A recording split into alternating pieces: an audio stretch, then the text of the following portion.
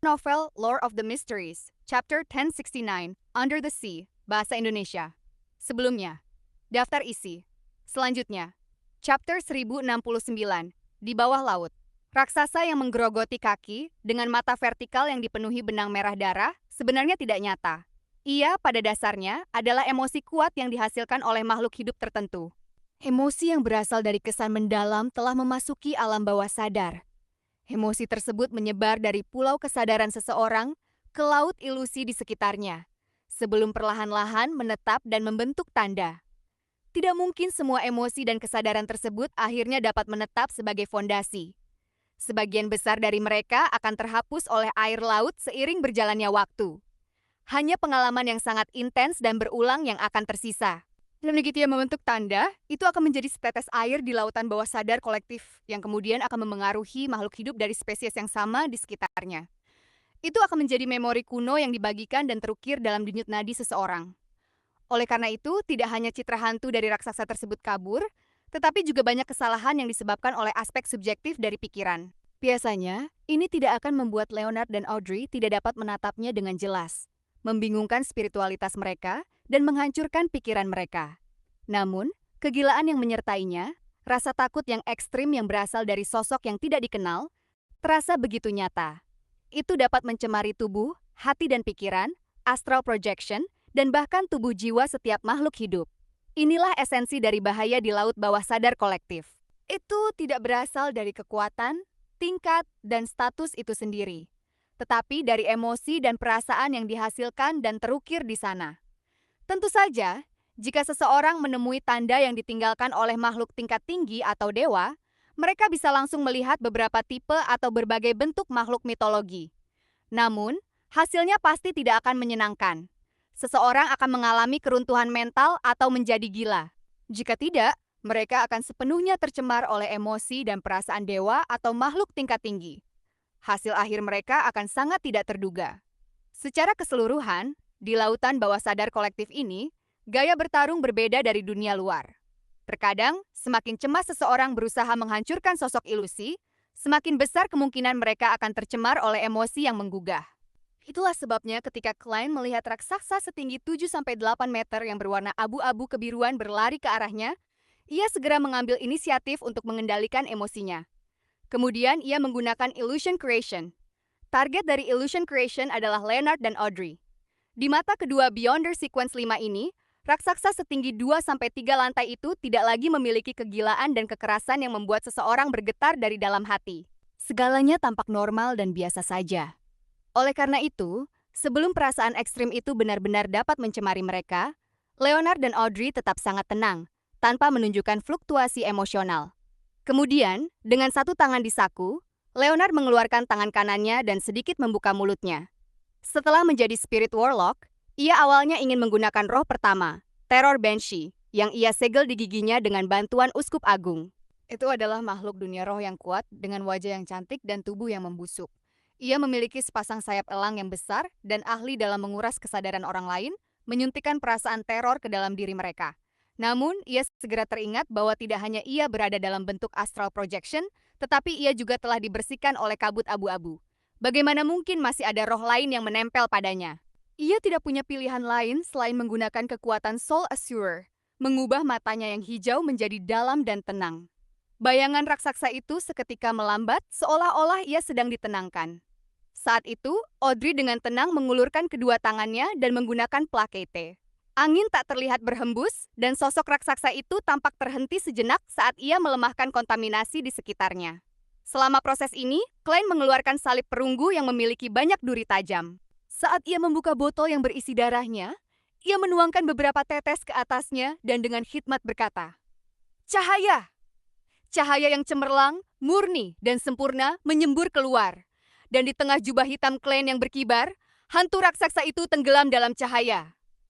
Raksasa berwarna abu-abu kebiruan itu hampir seketika mencair. Salah satu kekuatan utama dari Unshadowed Crucifix adalah untuk membersihkan dan memurnikan jejak spiritual yang tertinggal. Inilah alasan mengapa Klein membawa artefak tertutup ini. Dan ketika ia menggunakan salib dari Dewa Matahari kuno, Klein mengusir ilusi, memungkinkan The Star Leonard dan Justice Audrey untuk melihat penampilan sebenarnya dari raksasa tersebut untuk memperkaya pengalaman mereka dalam hal-hal semacam ini. Meskipun tidak butuh waktu lebih dari 1 detik sebelum hantu raksasa itu tenggelam dalam cahaya yang tiada akhir, Audrey dan Leonard masih merasa pusing. Rasa takut yang tak terelakkan meluap dari dalam hati mereka, dan mereka hampir mengalami keruntuhan. Keadaan ini tidak berlangsung terlalu lama, karena Audrey secara naluriah menggunakan plaket untuk menenangkan emosinya sebelum menangani masalah psikologis Mr. Star dan Mr. World satu persatu. Betapa menakutkannya! Apakah ini raksasa tingkat demigod? Ketika cahaya memudar, Audrey melihat sekeliling dan menghela napas. Dalam sekejap itu, ia mendapatkan pemahaman yang lebih dalam tentang kalimat. Jangan lihat langsung kepada Tuhan. Bahkan pada tingkat suci, jejak yang tersisa dari seorang demigod dalam ingatan tidak dapat dilihat secara langsung, apalagi dewa yang sebenarnya. Leonard juga berpengalaman. Ia tertawa dengan nada merendahkan dan berkata, "Sekuens 4 memang merupakan perubahan kualitatif dalam tatanan kehidupan. Namun, itu tidak terlalu menakutkan. Tidak seintens saat aku menghadapi seorang wanita hamil. Apakah esensi seorang penyair adalah membanggakan diri? Saat itu kau masih bisa mengendalikan dirimu, tetapi kau hampir mengalami keruntuhan barusan. Namun, jika Megosi melahirkan anak itu, kita mungkin akan kehilangan kendali dan berubah menjadi monster hanya dengan melihatnya." Saat Klein menertawakan Leonard, itu membangkitkan beberapa kenangan dan ia menghela napas dengan penuh perasaan. "Apakah wanita hamil itu seorang demigod?" tanya Audrey dengan rasa ingin tahu. "Tidak," Leonard menggelengkan kepala. "Tapi dia mengandung keturunan dewa jahat." Begitu. Audrey tidak bertanya lebih lanjut. Ia sangat tahu bahwa petualangan dan eksplorasi belum berakhir, dan membuang-buang waktu bukanlah pilihan. Ia kemudian melihat German Sparrow, yang mengenakan jubah hitam dan memegang salib perunggu serta botol logam kecil, dan berkata dengan senyum, "Terima kasih telah memengaruhi indera kami." Kemana kita harus pergi selanjutnya? Sebagai seorang spektator berpengalaman, tidak sulit untuk menentukan fakta bahwa ia telah menerima bantuan dari Mr. World dengan melakukan perbandingan. Klein mengendalikan dirinya untuk tidak berkerut, dan ia melihat sekeliling. Apakah tidak ada wilayah inti di lautan bawah sadar kolektif ini? Tidak. Audrey menggelengkan kepala dengan serius. Dimanapun ada makhluk hidup, ada lautan bawah sadar. Tidak ada yang lebih penting dan lebih tinggi. Laut ilusi ini tidak akan benar-benar bergolak, dan situasi di dalam berbagai area akan bergantung pada lingkungan nyata mereka.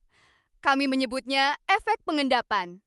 Singkatnya, lautan bawah sadar kolektif Loen akan sangat berbeda dari Intis karena ia mengendapkan emosi dan perasaan kuat dari generasi Loenes. Sebaliknya, ini juga akan memengaruhi warga kedua negara, membuat mereka memiliki kualitas dan kepribadian yang berbeda hingga batas tertentu. Setelah menjelaskan sedikit, Audrey menyimpulkan, jika demikian, bagaimana bisa ada kesepakatan umum tentang inti di dalam lautan bawah sadar kolektif? Klein mengangguk dan bertanya dengan pemikiran. Dengan kata lain, kau tidak bisa memberikan saran efektif tentang kemana harus pergi? Mr. World begitu langsung. Jika itu adalah wanita atau pria lain dengan hati yang lebih rapuh, mereka pasti akan merasa malu dan terluka. Saat pikiran itu melintas di benaknya, Audrey melihat sepasang mata dalam Mr. World yang dalam, berwarna coklat hampir hitam. Mereka tidak tampak gila atau dingin. Sebaliknya, mereka tenang dan damai. Ini, Audrey tiba-tiba menyadari. Ia menyadari bahwa Mr. World melakukan hal-hal semacam ini dengan sengaja agar ia bisa mengalami berbagai masalah dalam rincian operasi bersama, memungkinkan dirinya mendapatkan lebih banyak pengalaman. Ya, ia mengangguk dengan jujur, tidak merasa malu sama sekali. Klein diam-diam mengangguk dan melihat ke arah The Star Leonard. Jangan lihat aku. Keahlianku bukan di lautan bawah sadar kolektif yang aneh ini. Leonard segera melambaikan tangannya. Dibandingkan dengan Miss Justice yang telah berpartisipasi dalam banyak operasi, ia tahu bahwa ia tidak seharusnya memaksakan diri ketika tidak seharusnya. Maka ikuti aku. Klein mengalihkan pandangannya dan memindahkan Unshadowed Crucifix yang telah kembali berwarna perunggu ke tangan yang memegang botol logam. Dan ia mengeluarkan koin emas. Ding! Saat koin emas itu jatuh, ia menangkapnya tanpa melihat hasilnya. Ia melihat ke arah tertentu dan memperlebar langkahnya. Ini adalah teknik divinasi. Audrey merasa tercerahkan. Ia melihat profil samping Mr. World yang serius dan tenang, Jubah hitam, topi sutra, dan salib perunggu. Entah mengapa, ia merasa bahwa orang itu seperti seorang pengkhotbah. Leonard tiba-tiba teringat sesuatu dari masa lalu. Itu adalah kasus pertama yang ia kerjakan bersama Klein, mencari seorang anak yang diculik.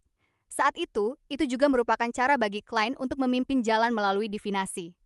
Ia berada di sampingnya sepanjang waktu. Dibandingkan dengan kekakuan sebelumnya, sepertinya ia telah memasuki dunia misterius selama lebih dari 10 tahun sekarang.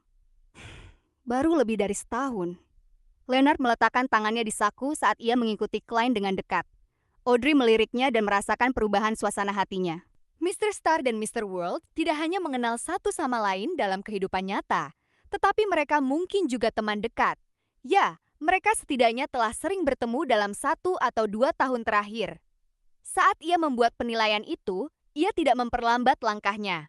Menggabungkan apa yang telah ia pelajari, ia mengamati sekeliling dan mengidentifikasi tempat-tempat mana yang mungkin menyimpan pusaran dan makhluk berbahaya. Dengan bantuannya, pemanduan Klein berjalan sangat lancar. Itu tidak seperti saat mereka langsung menemui tanda seperti hantu raksasa. Kadang-kadang, mereka berjalan lurus dan berbelok di lain waktu. Setelah beberapa waktu, area di depan trio itu tiba-tiba terbuka. Di depan mereka ada sebuah kawah besar di laut dalam. Di tengah lubang itu terdapat kota sebesar pulau. Dasar kota itu berwarna abu-abu putih, dan di atasnya terdapat beberapa kolom batu megah setinggi ratusan meter. Mereka berdiri sendiri atau menopang istana kuno yang megah bersama. Mereka aneh dan megah, tidak seperti sesuatu yang dibangun oleh makhluk biasa. Meskipun Audrey tidak tahu kota itu, sebuah ide langsung muncul di benaknya. Kota keajaiban, Leipzig. Sakuranovel.id. Sebelumnya,